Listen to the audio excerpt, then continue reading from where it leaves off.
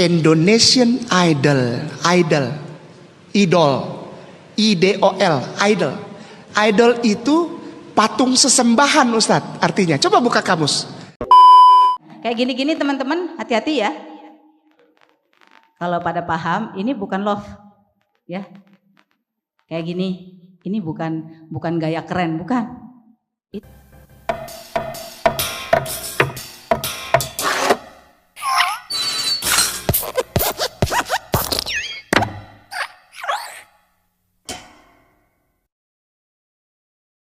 Wakil Presiden Indonesia, yaitu Bapak Kiai Maruf Amin ya. Beliau pernah mengatakan bahwa negara dengan mayoritas penduduk beragama Islam itu akan susah majunya karena dianggap cenderung berpikiran sempit dan juga konservatif. Mungkin banyak mayoritas yang akan marah mendengar statement ini. Tapi apa boleh buat ya, karena memang begitulah adanya. Statement Kiai Maruf Amin ini juga tentu terkait dengan situasi negara kita, Indonesia. Karena negara kita saat ini menurut data yang ada Islam masih menjadi mayoritas. Dan harus dengan jujur kita akui bahwa negara kita ini masih sangat tertinggal jauh dari negara-negara lain yang sudah maju secara peradaban. Hal ini tentu adalah masalah serius dan harus menjadi perhatian kita bersama, bahkan juga khususnya pemerintah. Mengapa Kiai Maruf Amin mengatakan mayoritas Islam cenderung berpikir secara sempit dan konservatif?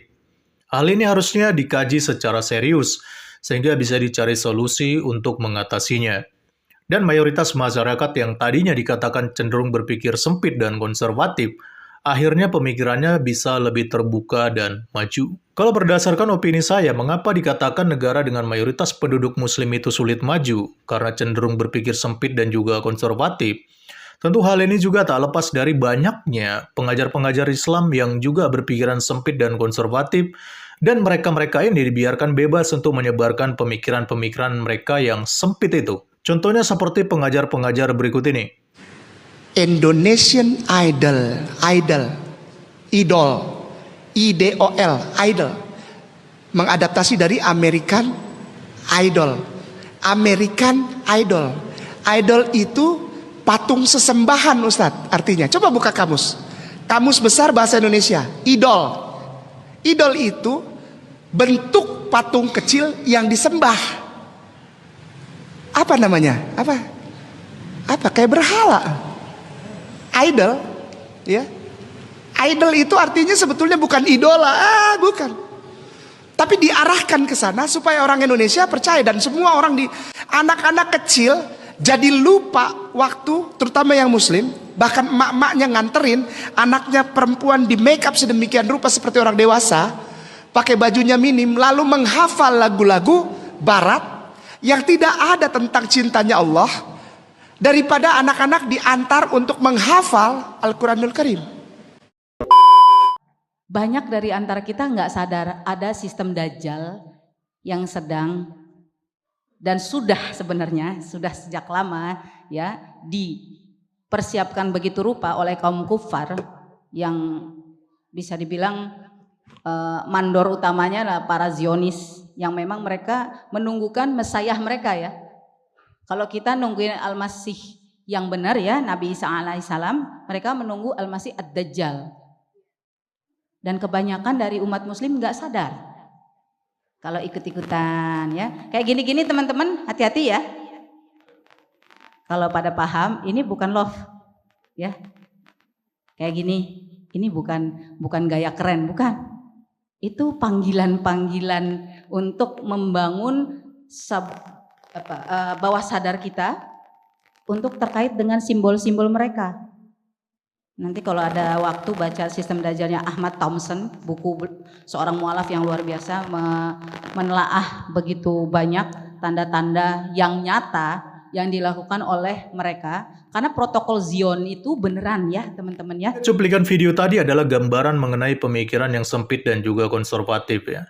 Dan mirisnya hal tersebut dibiarkan bebas berseliweran di dalam forum-forum kajian tentang Islam. Saya tidak tahu kedua pengajar tadi apakah sudah memiliki sertifikasi di dalam berdakwah untuk mengisi kajian atau belum. Kalau sudah, alangkah ironisnya pengajar bersertifikasi tapi kajiannya hanya sebatas cocokologi dan juga asumsi. Tetapi jikalau belum disertifikasi, alangkah mirisnya kalau negara ini membiarkan para pengajar yang suka berasumsi dan juga cocokologi bebas menyampaikan pemikirannya yang sempit tanpa ada halangan. Karena hal-hal seperti inilah yang akhirnya semakin mempertegas statement Kiai Maruf Amin tadi, yaitu mengapa negara dengan penduduk mayoritas muslim susah untuk maju. Indonesian Idol merupakan ajang penyembahan berhala seperti yang dikatakan Ustadz Kainama, jelas merupakan sebuah cocokologi tanpa dasar. Bahkan ajang pencarian bakat seperti ini bukan hanya ada dengan nama Indonesian Idol saja di Indonesia. Ada juga The Voice, ada juga Indonesia Mencari Bakat, dan kita dulu juga pernah mengenal yang namanya Akademi Fantasi. Lantas, kenapa hanya Indonesian Idol saja yang dipermasalahkan Kainama? Hanya gara-gara ada nama idolnya. Padahal semua ajang pencarian bakat ini punya agenda yang sama untuk melahirkan anak-anak berbakat di Indonesia. Jadi jelas kalau ini merupakan cocokologi tanpa dasar. Yang paling parah adalah cocokologi dari seorang mualaf juga yang bernama Tere. Simbol Fingerlove atau yang kalau dalam bahasa Korea sering kita kenal sebagai Sarangheo, dicocokologikan Tere sebagai simbol Dajjal. Dia mengambil referensi tersebut dari buku salah seorang penulis yang juga tidak jelas bernama Ahmad Thompson yang juga merupakan seorang mualaf. Waduh, ini jelas ngawur ya. Hanya karena membuat simbol Fingerlove, seseorang bisa dianggap menyebarkan simbol-simbol Dajjal. Memang kalau seseorang pemikirannya sudah terlampau sempit, maka hal-hal receh pun bisa dicocokologikan tanpa ada dasar yang jelas. Ini kalau memang Dajjal itu ada, Dajjalnya pun pasti akan heran melihat kelakuan mualaf-mualaf cocokologi ini. Sebenarnya masih banyak lagi sih cocokologi bodoh dari para pengajar-pengajar mualaf dari seberang ini. Tapi dari ketiga pemaparan ini saja sudah cukup mempertegas kepada kita semua bahwa ucapan Kiai Maruf Amin sangat benar adanya. Bahwa selama bangsa kita masih membiarkan pengajar-pengajar seperti ini bebas untuk memberikan kajian terhadap mayoritas dengan pemahaman mereka yang sempit dan konservatif, bisa dipastikan bangsa dan negara kita akan sulit majunya, bahkan malah mengalami kemunduran. Kenapa? Ya karena bangsa lain sudah berkompetisi dalam bidang teknologi dan sains. Untuk kemajuan peradaban, bangsa kita mayoritasnya malah masih suka mencocokologikan sesuatu dengan unsur agama. Salam kritis, Tuhan Yesus memberkati. Shalom.